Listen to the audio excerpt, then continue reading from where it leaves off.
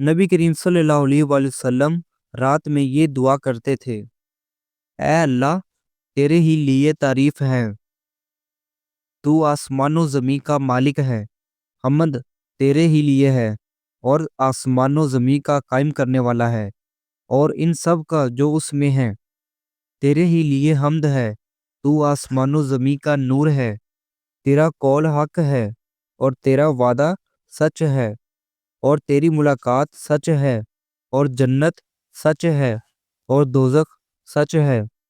اور قیامت سچ ہے۔ اے اللہ، میں نے تیرے ہی سامنے سر جھکا دیا، میں تجھ ہی پر ایمان لایا، میں نے تیرے ہی اوپر بھروسہ کیا اور تیری ہی طرف رجوع کیا، میں نے تیری ہی مدد کے ساتھ مقابلہ کیا،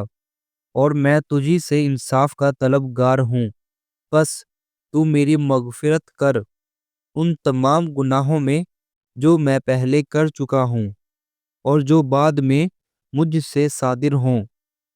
اور جو میں نے چھپا رکھے ہیں